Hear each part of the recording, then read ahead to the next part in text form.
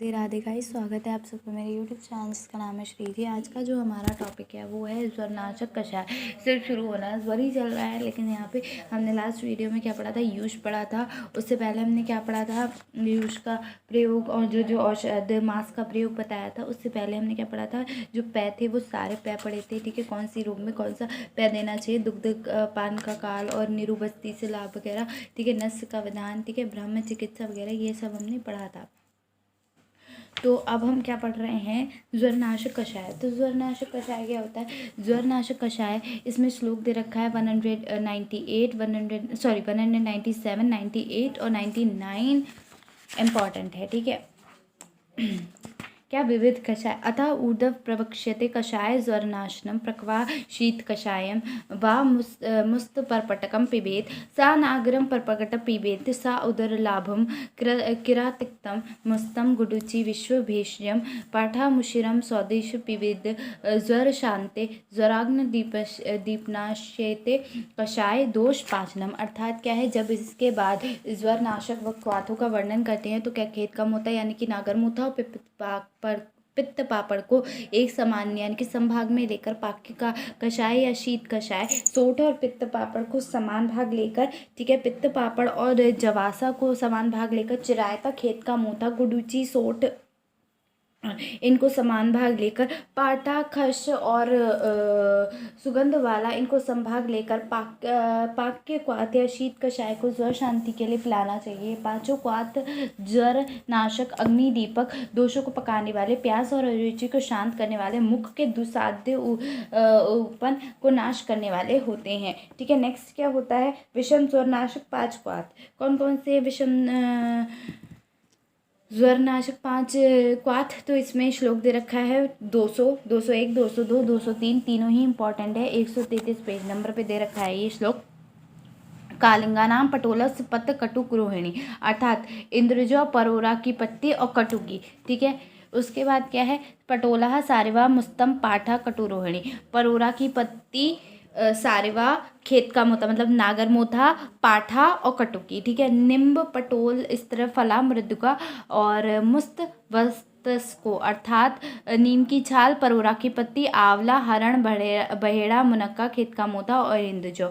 ठीक है, किरा, तिक्तम, अमृता, चंदनम, विश्वभेजम, अर्थात चिरायता, गुरुच, लाल चंदन, सोठ। ठीक है, उसके बाद गुडचिया, आमलक, मुस्तम, अर्धवम, श्लोक समापन, अर्थात गुडुचि, आंवला, खेत का मोथा, ये 5 कषाय जो आधे आधे श्लोक में समाप्त होते हैं, इनका क्रमशः संतत यानी कि संतत में कटुकी देंगे। ठीक है, सतत यानी कि सतत में क्या दोगे, उसमें ना पहले में कालिंग दोगे, उसके बाद कटुकी दोगे।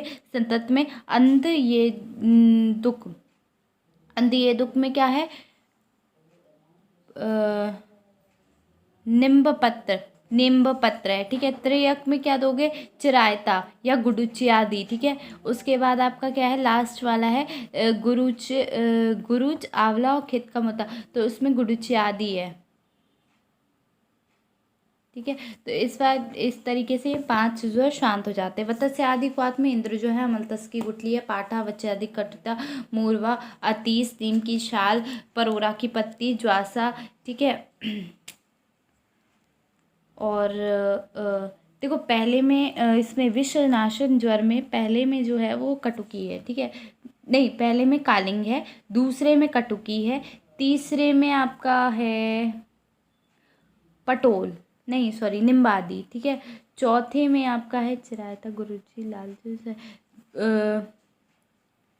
चौथे में है गुडुचि आदि, और 5वें में है बचा के आपका आंवला या नागरमूथा। ठीक है, इसमें से जो भी हो जाए। ठीक है, वो तो ये 5 हो गए। ठीक है, उसके बाद आपका है मधुकादि शीत, ये पढ़ लेना, इतने इंपॉर्टेंट नहीं। जातिका आदि क्वाथ, ठीक है, और त्रिफला आदि क्वाथ, ये इंपॉर्टेंट है। आंवला, हरण, बहेड़ा, त्रैमाणा, मुनक्का और कटुकीन को संभाग का क्वाथ पित्त और कफ को नष्ट करता है और वायु का अनुलोमन करता है। इसी क्वाथ के सफेद निशोद और चीनी मिलाकर पीने से पित्त और कफ, ज्वर का पित्त कफ को नष्ट करता है। शतके आदि शतभृत्य आदि क्वाथ, भटकैया, रेगनी का मूल, बनकटा, इंद्रजौ, खेत का मोथा, देवदारू, सोठ और गज, पीपर, इनके संभाग का यह क्वाथ सनिपात ज्वर को दूर करता है। शत यादि वर्ग क्वाथ, इसमें क्या होता है, शत्यादि वर्ग क्वाथ में क्या होता है कि देखो, शत्यादि वर्ग क्वाथ में जो होता है वो ज्वर में होता है, लेकिन शत्यादि जो चूर्ण होता है वो काशोश्वास के लिए प्रयोग किया जाता है। ठीक है, इसमें कचूर, पुहर मूल,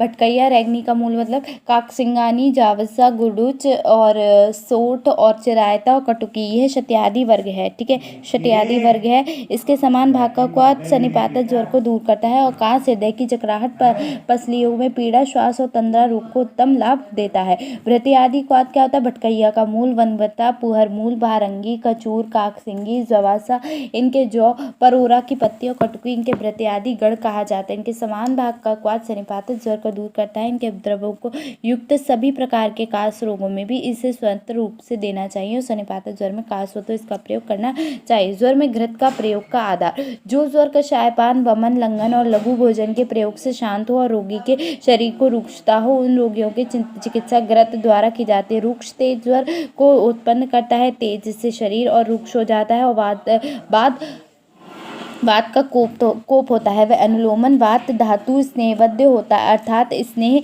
से नष्ट किया जा सकता है। ऊपर बताए हुए ज्वरनाशक कषाय घृत के समान ज्वर शांति के लिए, अग्नि संचूर्ण के लिए प्रयोग करना इसमें परम कल्याण होता है। तात्पर्य ये है कि ऊपर के कषाय योगों को सिद्ध कर उसमें घृत मिलाकर पान कराना चाहिए अथवा उन्हीं कषाय द्रव्यों को घृत सिद्ध कर पान कराना चाहिए। पीपले आदि घृत, ठीक है, तो पीपले आदि घृत में क्या लोगे, पीपल लोगे, लाल चंदन, खेत का मोता, खस, कुटुकी, इंद्रजौ, भुआवला, सारिवा, अतीस, सारिवन, मुनक्का, आंवला, बेल की गुठली, त्रामण, भटकैया का मूल, इन द्रव्यों से सिद्ध किया हुआ घृत शीघ्र ही जड़ ज्वर को दूर करता है तथा क्षय, काश, शिरशूल, पार्श्वशूल, हलीमक अंश प्रदेश क्या है कि हलीमक अंश प्रदेश का घाव विषम ज्वर को दूर करने वाला होता है। ठीक है, नेक्स्ट है वसादि घृत। वसादि घृत जो होता है इंपॉर्टेंट है, पूछा जाता है। एक पिपले आदि घृत भी पूछा जाता है, वसादि घृत भी पूछा जाता है। पिपले आदि घृत हमारा हो गया। वसादि घृत देखो, अड़ूसा, गुरुच, आंवला, हरण, बहेड़ा, त्रामण या वसा इन सभी को समान भाग लेकर क्वाथ पकाएं और क्वाथ के समान गाय का दूध जो स्नेह से द्विगुण मात्रा में होता था, पीपर मोथा, नागर मोथा, लाल चंदन, नीलकमल, सोट इनका कल्क डालकर घृत सिद्ध करे। इसके सेवन से जीर्ण ज्वर को दूर करते हैं। बालादि घृत भी इंपॉर्टेंट है, तो इसमें क्या करोगे, बरियार की जड़ लोगे, गौखरू लोगे, छोटे व बड़ी भटकैया का जड़ लोगे, पिटीवन, सारिवन, नीम की छाल, पापड़, मोथा, त्रायमाण, दुर्लभा इन सब द्रव्यों का क्वाथ और भाई आंवला, कचूर, मुनक्का, पुहर मूल, मैदा, आंवला इन सब का कल्क बनाकर दूध के समान सिद्ध करें। इस घृत ज्वर को दूर करने में उत्तम होता है। क्षय, काश, शिरशूल, पसलियों को पीड़ा, असंताप को दूर करने वाला होता है। ठीक है, नेक्स्ट है वमन द्रव्य। क्या होता है, मदन फल को पीपर या इंद्रजौ या मदलैठी के साथ खाकर, इंपॉर्टेंट है वमन द्रव्य, खाकर ज्वर शांति के लिए वमनार्थ गर्म जल पिए। वमन कराने वाले द्रव्य के अनुपान के लिए मधु का शरबत, ईख का रस या नमक का पानी या मदिरा का तर्पण जल में घोला हुआ सत्तू का प्रयोग ज्वर में करना चाहिए। विरेचन द्रव्य कौन कौन से होते हैं, 9 प्रकार के यहाँ विरेचन, 10 प्रकार के विरेचन द्रव्य बताएं। मुनक्का का क्वाथ और आंवले का स्वरस दोनों का समान मात्रा में मिलाकर पीना चाहिए। इसके अलावा आंवले के स्वरस को घृत में भूनकर पीना चाहिए, इससे ज्वर नष्ट हो जाता है। विरेचन इनके प्रयोग से विरेचन होता है। अथवा सफ़ेद निशोध का चूर्ण माशे की मात्रा में मधु और घी के साथ सेवन करें। त्रिफला के क्वाथ में मधु घृत मिलाकर पान करें। अमलतास की गुठली को दूध के साथ, मुनक्का के क्वाथ से सफ़ेद निशोध के चूर्ण को, त्रायमण के चूर्ण को गर्म दूध के साथ ज्वर से पीड़ित रोगी को, अथवा मुनक्का के क्वाथ से हरण अथवा अंगूर के रस को गर्म दूध से साथ पानी, ज्वर में पीड़ित रोग ज्वर से मुक्त हो जाता है। ठीक है, तीक्ष्ण विरेचन का प्रयोग ज्वर में नहीं किया जाता, उससे दोष लीन होकर दीर्घ काल तक ज्वर को बनाए रखते हैं। नेक्स्ट है पंचमूलादित्य सिद्धि क्षीरपान। ठीक है, इंपॉर्टेंट है, पूछा जाता है। 234 श्लोक है, 234 का श्लोक है, 137वें पेज नंबर है। का, श्वास, वासा, अक्षद्री, शूल, पार्श्व, शूल, अचिर, ज्वरात मुच्यते, ज्वरतः पीत्वा पंचमूली श्रुतम पै, अर्थात लघु पंचमूल से सिद्ध किया हुआ गौदुग्ध पीकर ज्वर से पीड़ित होकर रोग की काश, श्वास, शिरशूल और जीर्ण ज्वर से मुक्त हो जाता है। यहाँ दूध सिद्ध करने में औषधियों तथा जल का मान नहीं बताया गया है। एरंडमूल आदि शीर्पक एरंडमूल काद से तथा कच्चे बेल की गुठली से सिद्ध किया हुआ दूध का पान करने से परिकृतिका से युक्त ज्वर को रोग मुक्त हो जाता है। त्रिकंटकादि क्षीरपाक, गौखरू, बरियार का मूल, भटकैया की जड़, सोट इनके समान भाग कल से सिद्ध किए हुए गौदूध में गुड़ मिलाकर पीने से मल और मूत्र का विबंध दूर हो जाता है, शोथ का ज्वर नाश होता है, नागर आदि क्षीर पाक, सोठ, मुनक्का, खजूर के कल्क से सिद्ध किए हुए गौदुग्ध में गौ का घी, मधु और चीनी मिलाकर पीने से पिपासा और ज्वर का नाश हो जाता है। केवल दुग्ध का प्रयोग इम्पोर्टेंट है। 238 श्लोक दे रखा है। चतुर्गुणे नाभसाम व शतम ज्वरहरम पया धार उष्णम पया सद्यो वात पित्त ज्वरम जयत। चौगुने जल के साथ पकाया हुआ गौदुग्ध पीने से ज्वर नाशक होता है और तथा धरो उष्ण गौदुग्ध पीने से शीघ्र ही मनुष्य वात पित्त जन ज्वर पर विजय प्राप्त कर लेता है। नेक्स्ट है जीर्ण ज्वर में दुग्ध की श्रेष्ठता, इसमें भी श्लोक है 139 श्लोक, पेज नंबर 138। जीर्ण ज्वराणाम सर्वेषाणाम पय प्रशमन परम ते पयम तद उष्णम शीतम व यथा स्वम भेष्यम श्रितम, अर्थात सभी प्रकार के जीर्ण ज्वरों की शांति करने में दूध उत्तम होता है। उस दूध को दोष के अनुसार औषधियों से पकाकर गर्म या शीतल पीना चाहिए। ज्वर में बस्ती का प्रयोग, जब दोष पक्वाशय में वर्तमान रहते तो सिद्धि स्थान में बताए जाने वाले ज्वर नाशक निरु और अनुवासन बस्ती का प्रयोग करना चाहिए। पटोला आदि निरु बस्ती है, आरकवाद आदि निरु बस्ती है, गुडुची आदि निरु बस्ती है, ठीक है, जीवंती आदि निरु बस्ती है, पटोल अनुवासन निरु बस्ती है। उसके बाद चंदन आदि अनुवासन बस्ती है। ज्वर में शिरो विरेचन, ये सब अनुवासन बस्ती हैं, ठीक है। कहाँ से? ये जीवंत्याद अनुवासन बस्ती है, पटोलाद्य अनुवासन बस्ती है और चंदनाद अनुवासन बस्ती है। ज्वर में शिरोविरेचन, शिरोविरेचन औषध हम सूत्र स्थान में पढ़ चुके हैं, भेषज कल्पना भी पढ़ चुके हैं। युक्ति में जानने वाले वैद्य को ज्वरनाशक शिरोवर नस का प्रयोग करना चाहिए, ठीक है, नस का ज़्यादा प्रयोग करना चाहिए। अभ्यंग आदि, ज्वर में अभ्यंग आदि क्यों इंपॉर्टेंट है? ज्वर में रोगी की इच्छा के अनुसार शीत या उष्ण अभ्यंग, प्रदेह और परिषेक का प्रयोग कारणों में अनुसार ज्वर के दोनों भेदों का, अर्थात यह ज्वर शीत जन्य और उष्ण जन्य है, उसका विभाग कर उनका प्रयोग करना चाहिए, अर्थात शीत जन से उष्ण और उष्ण जन से शीत अभ्यंग आदि करना चाहिए। ज्वर के दाह में कर्तव्य, ज्वर के दाह में कर्तव्य, सहस्त्र धौतम सर्पिवाप तेलम व चंदनादिकम दाह ज्वर प्रशमन दाह दधाद्यभ्यम अंजनम विषक, अर्थात यदि ज्वर में दाह की अधिकता हो तो उसकी शांति के लिए 1000 बार का धोया हुआ घृत अथवा चंदनादि तेल का अभ्यंग करना चाहिए, मतलब मालिश करनी चाहिए, ठीक है। चंदनादि तेल के 105 द्रव्य बताए गए हैं। इससे क्या होता है? इन सभी शीतवीर औषधि के अतिरिक्त अन्य और भी शीतवीर औषधियों को एकत्र कर अथवा जितनी मिल सके उन सभी का क्वाथ विधि पूर्वक बनाए। क्वाथ से द्विगुण मात्रा में गौदुग्ध और इन्हीं शीतवीर औषधियों को कल्पना कर कषाय से आधे परिणाम में तेल को मृदु अग्नि में पकाएं। तेल की मालिश से शीघ्र ही दाह और ज्वर दूर हो जाता है। इन्हीं औषधियों को मोटा पीस कर शीतल प्रदेह लगाना चाहिए। इन्हीं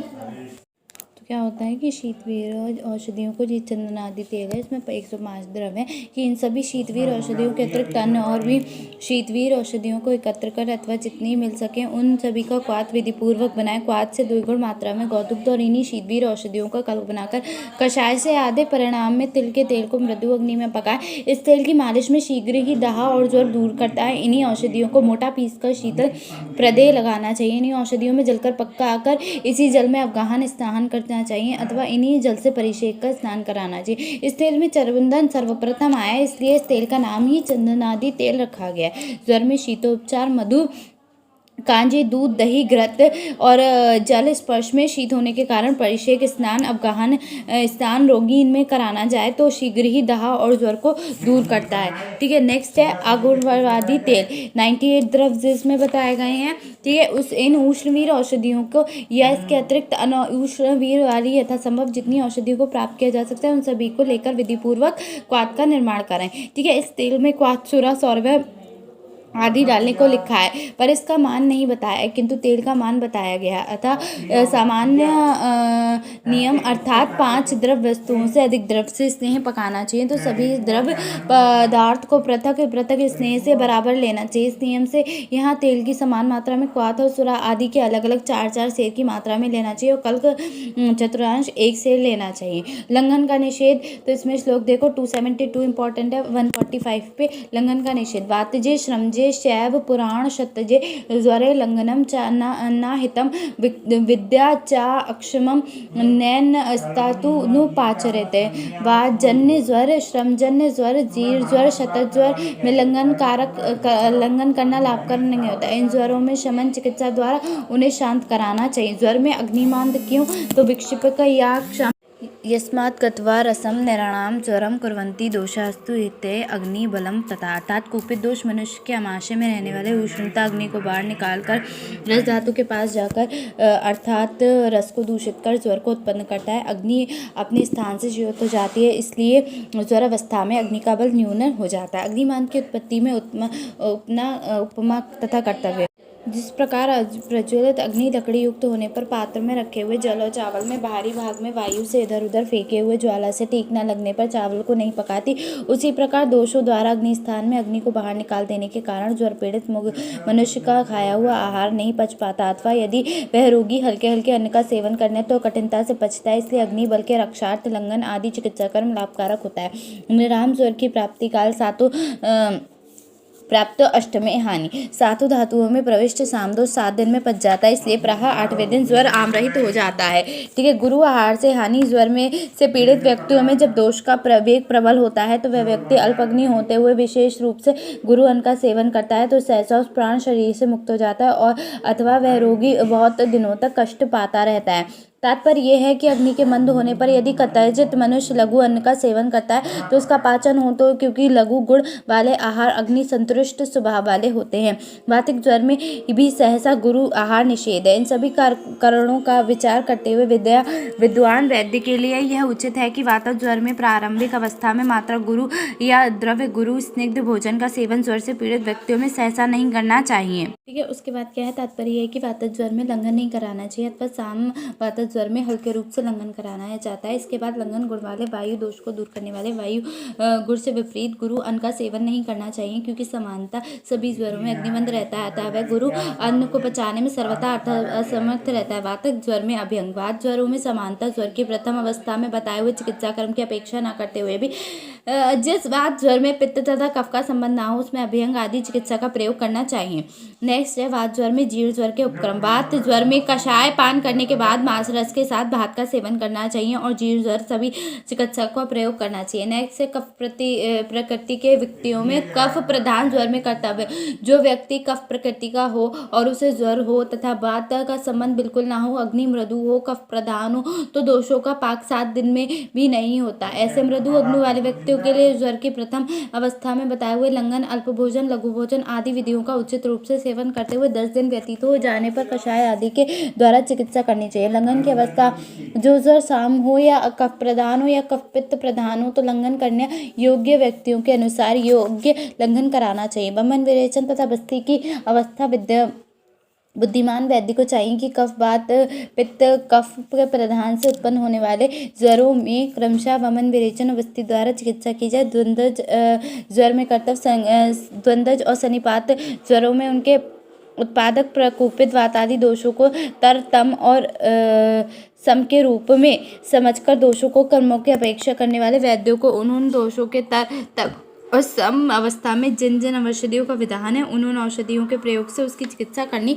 चाहिए। सन्निपात ज्वर के चिकित्सा का सूत्र श्लोक नंबर 286 है। वर्धमनेक दोषक्षणेन न उच्चिकित्स्य वा कफ स्थानानुपूर्वया वा सन्निपात ज्वरम जयत। अर्थात एक दोष को बढ़ाकर और बढ़े हुए दोष को घटाकर अथवा कफ स्थान यानी कि के अनुसार चिकित्सा करते हुए सन्निपात ज्वर की चिकित्सा द्वारा विजय प्राप्त करें। नेक्स्ट है सन्निपात ज्वर में उपद्रव। सन्निपात ज्वर के अंत में अर्थात सन्निपात ज्वर की अवस्था में कड़ के मूल को शोथ उत्पन्न हो जाता है तो उससे कोई व्यक्ति बचता है, उसका अधिकतर रोगियों की मृत्यु हो जाती है। कड़मूल शोथ की चिकित्सा इंपॉर्टेंट है। 288 श्लोक रक्त वासे शीघ्रम सर्पी पानेश्चन तम जयते। अर्थात कड़मूल शोथ में शीघ्र ही जोंक आदि से रक्त का निकलना घृत का पान कफ और पित्त नाशक प्रदेनस्य और कवल ग्रह द्वारा उसे शांत कराना चाहिए। ज्वर में रक्त मोक्षण 289 का श्लोक है। नीचे शाखा अनुसारी रक्तस्य सा ओवक सिकेत प्रक्षायमयंती। ज्वर से पीड़ित जिन व्यक्तियों का ज्वर शीत उष्ण स्निग्ध रुक्ष चिकित्साओं द्वारा शांत ना हो तो वह ज्वर शाखा में प्रविष्ट होता है, ऐसे जाना चाहिए। वह ज्वर रक्त मोक्षण करने से शांत हो जाता है। नेक्स्ट है ज्वरों में घृतपान जो ज्वर विसर्प रोगों में के कारण, चोट लगाने के कारण और विस्फोट के कारण उत्पन्न हुआ हो, उन ज्वर में कफ और पित्त की प्रधानता न हो तो सर्वप्रथम घृतपान करना चाहिए। नेक्स्ट है जीर्ण ज्वर की संप्राप्ति तथा चिकित्सा सिद्धांत। तो क्या है कि जीर्ण ज्वर की संप्राप्ति तथा चिकित्सा सिद्धांत इंपॉर्टेंट क्या है, देह और धातु की दुर्बलता के कारण ज्वर का अनुवर्तन होकर जीर्ण ज्वर हो जाता है, इसलिए देह और धातुओं की पुष्टि होने के कारण बलकारक और ब्रहण आहारों के द्वारा जीर्ण ज्वर की चिकित्सा करनी चाहिए। विषम ज्वर का चिकित्सा सूत्र अनुबोधो ही प्रयच्छतो विषम ज्वरे तृतीय को चतुर्दक को साधारण कर्म नष्ट करता है। विषम ज्वर में प्राह आगंतुक अनुबंध होता है। यहाँ क्या है, त्रयक या चतुर्थक ज्वर आगंतुक होता है, इसीलिए दोष ज्वर आगंतुक इन दोनों रोगों यानी कि ज्वर में जिनकी भी चिकित्सा कर्म का समानता प्रयोग है उन्हें ही त्रयक और चतुर्थक ज्वर में करना चाहिए। आगंतुक अनुबंध में जीवाणुओं का भी ग्रहण करना चाहिए अतः क्वाथ, पान, चूर्ण, आसवारिष्ट और आदि रोगों के द्वारा चिकित्सा करने के लिए जीवाणुनाशक चिकित्सा भी करनी चाहिए। वात प्रधान यानी कि विषम ज्वर में कर्तव्य क्या होता है, वात प्रधान तृतीय चतुर्थक विषम ज्वर में घृतपान, अनुवासन वस्ती, न्यूरोवस्ती, स्निग्ध और उष्ण अनुपनों के द्वारा चिकित्सा करनी चाहिए। पित्त प्रधान विषम ज्वर में क्या करोगे, यदि पित्त प्रधान त्रयक चतुर्थक ज्वर हो तो विरेचन के द्वारा, पित्तनाशक औषधियों के द्वारा और पकाए हुए उन्हें दूध में घृत या तिक्त के एवं शीत द्रव्यों के द्वारा उनकी चिकित्सा करनी चाहिए। कफ प्रधान यानी कि विषम ज्वर में कफ प्रधान विषम ज्वर अर्थात त्रैतिक चतुर्थक ज्वर में वमन, पाचन, अरूक्ष, अनपान, लंघन, कषायपान और उष्ण द्रवों का लाभकर होता है। ठीक है, नेक्स्ट होता है क्या है कि विषम ज्वर में प्रयोगार्थ द्रव। अब इसके बाद समांतर सभी प्रकार के विषम ज्वर को नष्ट करने के लिए योगों का उपदेश दिया गया है। योगों का दोषों के अनुसार विभाग कर बुद्धिमान वैद्यों को प्रयोग करना चाहिए। ठीक है, उसके बाद क्या, अथवा गुल्म प्रकरण में बताए हुए वाले षट फल घृत का नाम करे या हरण का प्रयोग करे। इसमें षट फल घृत में क्या आता है, पंचकोल आते हैं और उसमें यक्षार होता है, वो होता है षट फल घृत। हरण का प्रयोग करें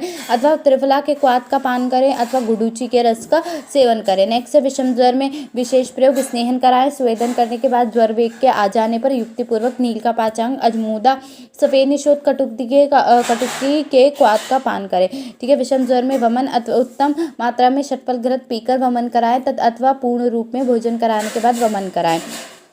वेग के समान कर्तव्य क्या है, अन्न के साथ अधिक मात्रा में मद्यपान कर शयन करें अथवा आने के समय में ही अस्थापन वस्ती का यापन वस्ती का प्रयोग करें। ठीक है, उसके बाद है विषम ज्वर में दैव प्राश्य। ठीक है, अब ज्वर में आहार कैसे दोगे वो बताया गया है, ज्वर में नस्य कैसे दोगे वो बताया गया है, अंजन कैसे दोगे वो बताया गया है और धूप कैसे दोगे वो बताया गया है।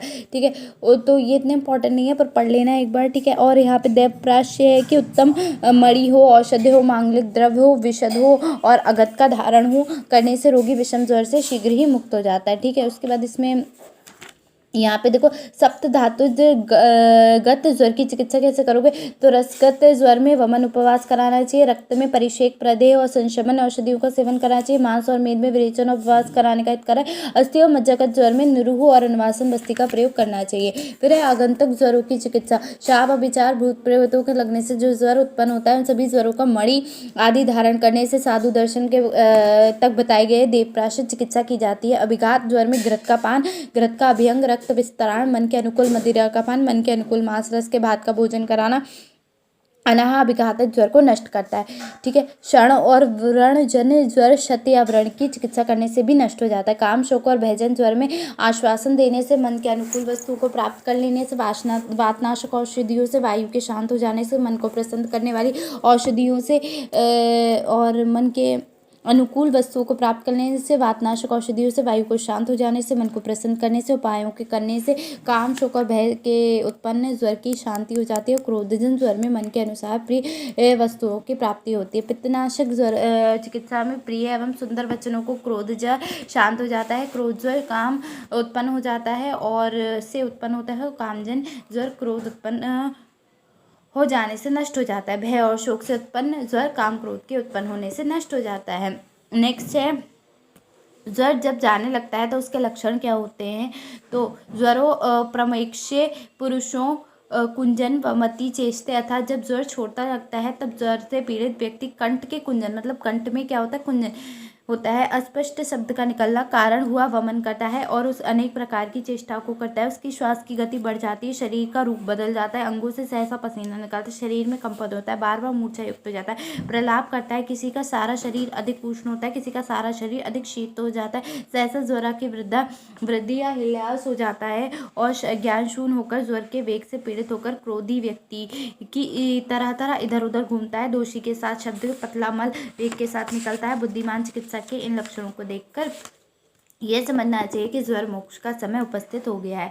नेक्स्ट है दारुण मोक्ष। जब बहुत दोष वाले बलवान पुरुष का प्राह नूतन ज्वर अच्छी चिकित्सा द्वारा दोषों के पच जाने से सहसा छूट जाता है तो बुरे के लक्षणों से उत्पन्न होते हैं, जो अभी मैंने बताए थे वो। तो ये क्या होता है, दारुण मोक्ष होता है। अदारुण मोक्ष क्या होता है, जो ज्वर के दोष के अनुसार अपना समय पूर्ण कर लेने के बाद क्रमशः नष्ट होता है, ऐसे कुछ दिन तक रहने के बाद ज्वर का अदारुण मोक्ष कहलाते हैं। ज्वर प्रशांत के लक्षण क्या होते हैं, यदि श्लोक नंबर 329 है, पेज नंबर 155 पे, विगत क्लम असंतापम अव्यथम विमले इंद्रियम युक्तम प्रकृति सत्वेन विद्यात पुरुषम अज्वरम। अर्थात यदि ज्वर के छूट जाने पर मनुष्य क्लम और संताप से रहित हो जाता है तो शरीर और मन में पीड़ा नहीं रह जाती है, इंद्रियां स्वच्छ हो जाती हैं और उस ज्वर मुक्त पुरुष का मन अपने स्वाभाविक रूप में हो तो उसे ज्वर मुक्त समझना चाहिए। नेक्स्ट है पुनर्वातक। ज्वर के कारण ज्वर के छूट जाने पर जब तक शरीर में पूर्ण रूप से बल नहीं आ जाता उसके पहले अर्थात दुर्बल रहने पर ही ऊपर जो सेवन करना मना किया गया है, यदि उनका सेवन किया जाए तो उस व्यक्ति को ज्वर पुनः आ जाता है। अथवा यदि दोषों का निर्णय किया जाता है पर समुचित रूप से दोष नहीं निकल पाता, कुछ दोष शरीर में रह जाता है तो तत्काल दोषों का वेग कम हो जाता है, अतः जो ज्वर नष्ट हो जाता है ऐसे प्रतीति होता है। पुनः वही ज्वर थोड़ा भी उपचार से अपत्य से लौट आता है उसे पुनर्वातक ज्वर कहते हैं। और भी इस प्रकार वह पुनः लौट कर आया हुआ ज्वर अधिक दिनों से पीड़ित अतएव दुर्बल और दुखित मन वाले पुरुष को कुछ ही दिनों में शीघ्र मार डालता है। नेक्स्ट है पुनर्वातक, ज्वरातक, किरातिकता आदि क्वाथ। चिरायता, कटकी, मोथा, पित्त, पापड़, गुडुच, इन पांचों द्रव्यों का क्वाथ कुछ इस दिन लगातार पात करने से पुनर्वातक ज्वर शांत हो जाता है। ठीक है, नेक्स्ट देखो, ताप से दो तरीके के ज्वर उत्पन्न होते हैं, प्राकृत ताप और विकृत ताप। विकृत ताप को दो तरीके से करा गया है, संताप यानी कि हाई टेम्परेचर और न्यून ताप यानी कि अधिक ताप यानी कि जिसमें हाई टेम्परेचर हो जाता है और न्यून ताप जिसमें कि उल्टा हो जाता है, हमारा बॉडी टेम्परेचर डाउन हो जाता है। तो यही है, इसमें यही बताया गया है। ठीक है, और उसके बाद क्या है, बस यहाँ पे ये चैप्टर खत्म हो गया। संताप कितने होते हैं, 3 दोषों से होते हैं। कौन से, देह संताप मतलब जो शारीरिक होगा। ठीक है, मानसिक संताप कौन सा होगा, जो मन से होता है। ठीक है, जैसे क्रोध आने पर जो संताप होता है, गुस्सा करने पर ये। ठीक है, इंद्रिय संताप जो अंदर से इंद्रिय करती हैं वो। ठीक है, ज्वर। अब इसमें बताया गया है अविसर्गी और विसर्गी। ठीक है, ये इतना इंपॉर्टेंट नहीं, छोड़ दो। ठीक है, बस यहाँ पे आपका चैप्टर ज्वर कंप्लीट हो गया। अब मिलेंगे नेक्स्ट वीडियो में। बहुत लंबी हो गई, 3 वीडियो में कंप्लीट करना थोड़ा बहुत मुश्किल था पर हो गया, अच्छी बात है। ठीक है, लंबा चैप्टर था बहुत, पर जिसमें इम्पॉर्टेंट केवल इतना ही था कि हमें ज्वर की चिकित्सा पता होनी चाहिए। जैसे इसमें घृत का प्रयोग है, लंघन और आपका क्या बताया गया है, स्वेदन का प्रयोग वगैरह। ठीक है, चंदन आदि का तेल क्यों यूज़ करते हैं, ये कितने योग थे, कितने द्रव्य यूज़ थे, और अगुरवा आदि का तेल क्यों यूज़ किया गया। ठीक है, बहुत सारा इसमें बताया गया है। ठीक है, इम्पॉर्टेंट तो वो मैं उसी में बता चुकी हूँ कि क्या इंपॉर्टेंट है। तो वो मांस रस का प्रयोग, जैसे दुग्ध पान, ठीक है, और यवागु और पेय आदि क्रम, और क्या है, षडंग पानीय था इसमें। ठीक है, लंघन और वमन, और क्या कराते हैं, कितने प्रकार के ज्वर होते हैं और उनकी क्या क्या वो होती है चिकित्सा, ये सब हमने इस पे बात की। ठीक है, अब मिलेंगे आपसे नेक्स्ट वीडियो में, जो काय की है रक्त पित्त चिकित्सकम। ठीक है, यहाँ पे ये पूरा हो जाता है आपका क्या, ज्वर। मिलेंगे आपसे नेक्स्ट वीडियो में। हो सकता है रक्त पित्त आए या ये हो सकता है कि कोई और वीडियो आ जाए। ठीक है, तो थैंक यू।